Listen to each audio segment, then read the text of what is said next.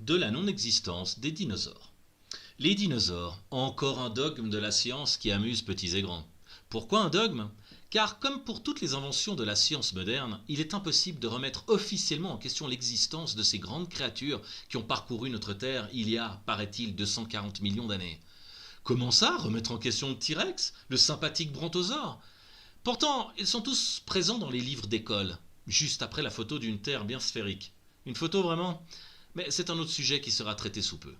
Cependant, le chercheur sceptique et curieux trouvera quelques coïncidences qui relèvent plus de la fourberie et de la manipulation que du heureux hasard. Récapitulons.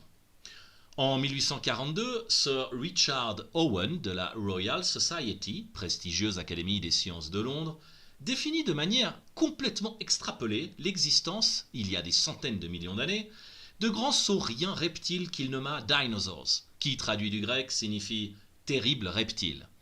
Et ceci sans aucun indice ou fifrelin de preuve. Car en effet, en 1842, aucun fossile ou indice n'avait jamais été retrouvé par qui que ce soit sur Terre. Il y avait bien de grandes dents trouvées par Gideon Mantell en 1822, mais la communauté scientifique estimait qu'elles avaient appartenu à des rhinocéros, tandis que Gideon, lui, décida qu'elles avaient dû appartenir à un iguane, mais 20 fois plus grand que la normale. Comme pour les dinosaures, on ne peut inventer un animal inconnu et définir sa taille, son apparence et son poids seulement à partir d'une seule dent. Sir Richard Owen estimait qu'il était plus que logique que ces créatures eussent existé. Fait remarquable, toute la communauté scientifique occidentale de cette époque accepta cette idée dans son ensemble.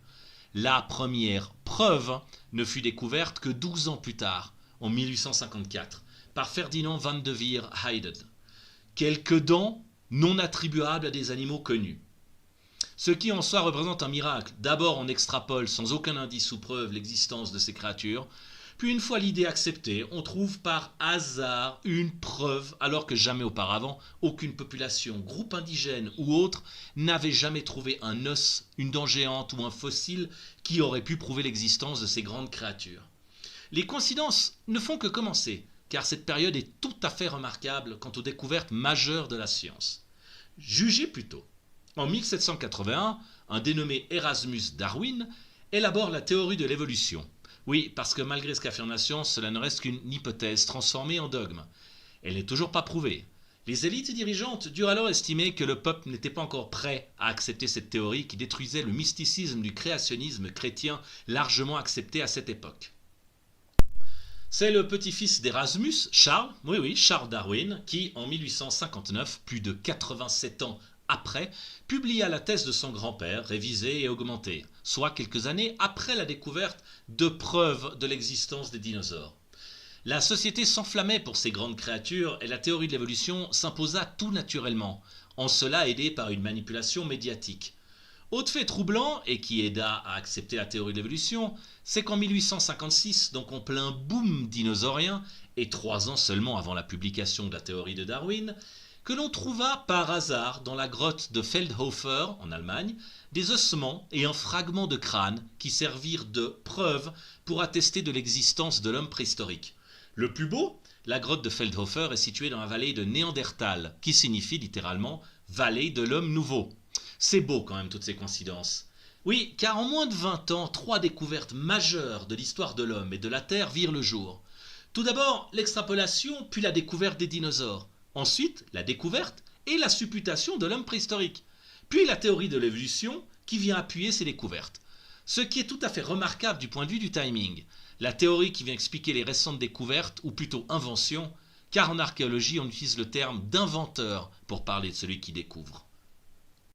Mais revenons aux dinosaures. Aucune tribu ou population de notre Terre n'a jamais retrouvé un seul os ou fossile de ces créatures avant la fin du XIXe siècle. Ni les Indiens d'Amérique, ni aucune tribu d'Afrique n'a jamais fait mention d'ossements d'une taille anormale. Mais dès que Richard Owen eut inventé leur existence, les découvertes de fossiles, ossements divers et dents commencèrent à apparaître partout dans le monde, sur tous les continents en seulement quelques années. Ces endroits avaient pourtant été habités pendant des siècles, voire des millénaires, mais personne n'en avait jamais trouvé un seul. Alors commença une véritable chasse au trésor pour trouver ces merveilleux fossiles. Cela fut digne des chercheurs de pétrole ou d'or qui creusaient un peu partout au hasard. Mais contrairement à ceux-ci, les chasseurs de dinosaures eurent une chance incroyable et il semble que partout où l'on cherchait, on trouvait. Des dizaines de milliers de fossiles et restes furent retrouvés en quelques années. Une véritable course acharnée se tint entre chasseurs de fossiles au nord du continent américain entre 1870 et 1880. Des aventures dignes des meilleurs romans virent le jour. Amitié, trahison, corruption, vol, assassinat. Les deux plus grands rivaux de cette chasse furent Edward Cope et Othniel Marsh. Ce dernier assuma la découverte de plus de 500 espèces d'animaux inconnus, dont 80 espèces de dinosaures. Quant à Cope, il n'en découvrit que 56. Sur les 136 dinosaures découverts par ces deux hommes, seuls 32 furent légitimés par les scientifiques de l'époque. Les 104 autres furent déclarés faux, de pathétiques falsifications fabriquées à la hâte par nos deux hommes pour prendre le pas l'un sur l'autre. Leur lutte ne finit que par leur mort, à seulement 2 ans d'écart d'ailleurs, l'un de l'autre. Un autre grand chasseur de fossiles fut l'Argentin Florentino Ameghino, qui retrouva plus de 6000 fossiles à la fin du XIXe siècle. C'est fou comme cette fin de siècle, en moins de 20 ans, des réserves entières de dizaines de milliers de fossiles refirent surface. Un autre exemple, l'américain Earl Douglas, qui en l'espace de 13 ans, entre 1909 et 1924, envoya plus de 700 000 tonnes de fossiles au Carnegie Museum. Mais cela ne s'arrêta pas là. En 1997, le docteur Louis Chappé découvrit en Patagonie plus de 1000 œufs de dinosaures fossilisés. On nous refait le coup du cimetière des éléphants, qui n'était qu'un mythe par ailleurs, admis par les scientifiques qui s'étaient emballés un peu à l'histoire de Jules Verne. Même Spielberg n'avait pas osé inventer tout ça pour son Jurassic Park. On est quand même en droit de se poser de légitimes questions quant à ces quantités de matériel retrouvés, car cela défie les lois des probabilités. Surtout quand on sait que jamais auparavant un seul homme n'avait trouvé ne fût-ce qu'un seul os. La machine marketing s'était mise en route. On retrouvera ces mêmes luttes, rivalités, chasses et coïncidences en Égypte, avec les tombeaux et les momies. Là aussi, il y a beaucoup à dire. Ce qui est fantastique, c'est que, contrairement aux manuscrits perdus qui ont une fâcheuse tendance à être découverts par des enfants jouant dans des grottes, ou des cavernes à l'art pariétal découvertes fortuitement par des spéléologues, les fossiles et os de dinosaures sont toujours mis au grand jour par des spécialistes, des paléontologues, qui justement les cherchent. Aucun ouvrier creusant le métro, une mine, un puits de pétrole ou n'importe quelle autre foreur de la Terre ne tombe dessus lors de son travail, ou alors c'est quand il est dirigé par un spécialiste et ne sert que de main-d'œuvre. Il est à noter qu'à ce jour, aucun squelette entier n'a jamais été découvert, la reconstitution des dinosaures n'étant qu'un jeu d'extrapolation des scientifiques à partir d'une dent, bout de crâne ou ossement divers, avec une grande dose de fantaisie d'ailleurs, comme pour le T-Rex. Tout d'abord dépeint se tenant droit sur ses pattes avec la queue traînant par terre, les scientifiques révisèrent leur jugement et il fut déclaré que le T-Rex se déplaçait le corps à l'horizontale. Puis, il y a quelques années, il fut analysé que notre ami, le T-Rex, ne pouvait même pas courir.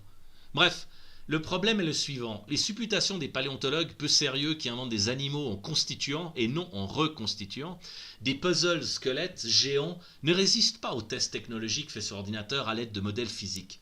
Le ridicule arrive à son apogée avec le brontosaure, qui n'est qu'une invention, aveu fait par les paléontologues eux-mêmes. Ce sympathique dinosaure ne fut qu'un mélange de 2 spécimens. Mais le mal était fait, tout le monde y a cru, et les médias, musées, films entretiennent ces mythes sous l'excuse de ne pas détruire les illusions des ch'tis enfants. Par contre, leur mentir ne pose pas de problème moral.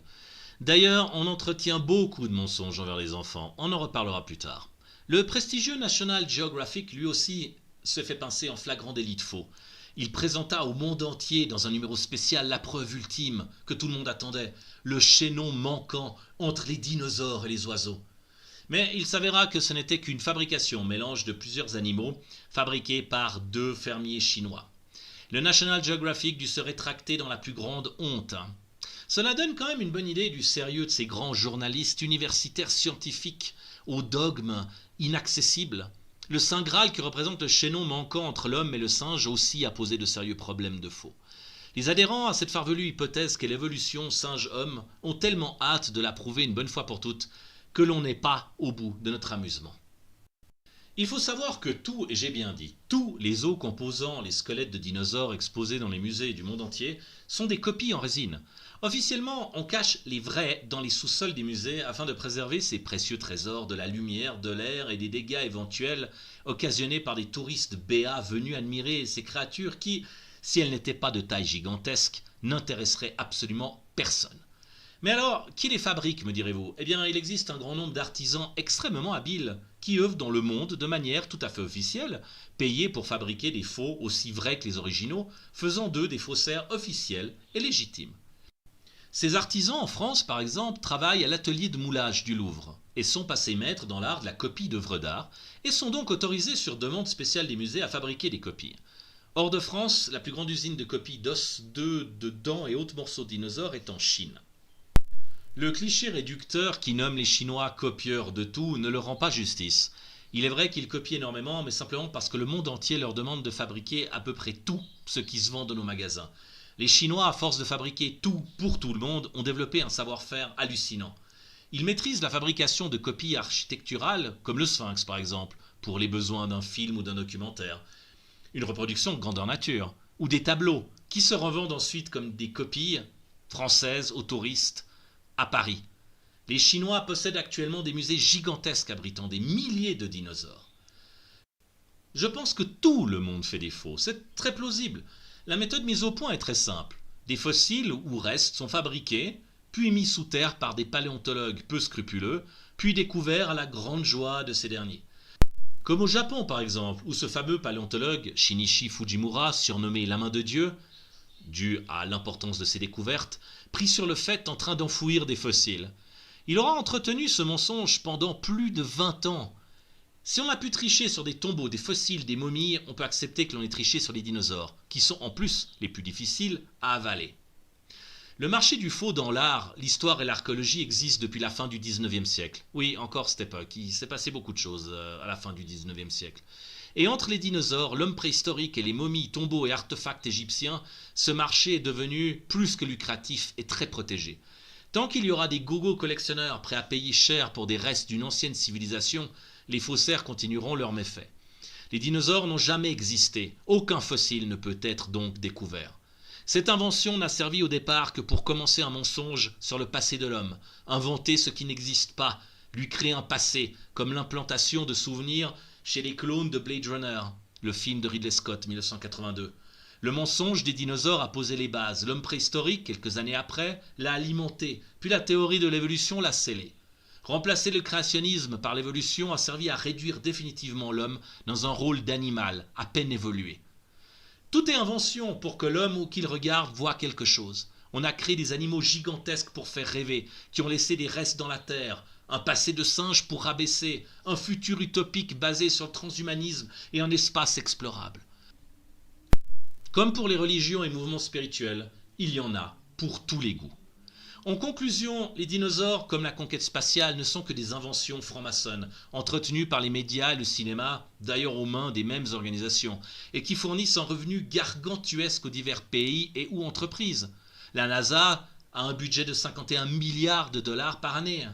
Un squelette recomposé peut se vendre jusqu'à 10 millions de dollars. Ça laisse rêveur. Entre la vente directe aux musées, aux touristes, collectionneurs, retombées indirectes économiques pour des régions, produits dérivés comme les jouets, peluches, films, dessins animés, etc., cela représente plusieurs milliards par année. Il faut comprendre que pour faire accepter ces mythes fabriqués, le cinéma est un facteur très important. Des films comme Jurassic Park et ses suites n'ont fait que marteler et imposer cette fausse réalité comme une vraie dans la mémoire collective. Exactement comme les films de science-fiction, comme Star Wars ou Star Trek, ont imposé l'exploration spatiale. De plus, on remarquera que pour titiller l'imagination humaine, ils aiment à mettre des chiffres à plusieurs zéros. Plus il y en a, mieux c'est, plus ça fait vrai. L'homme préhistorique, dont l'homme de 2019 descend, allez, on va dire que le plus proche vivait il y a 1 million d'années.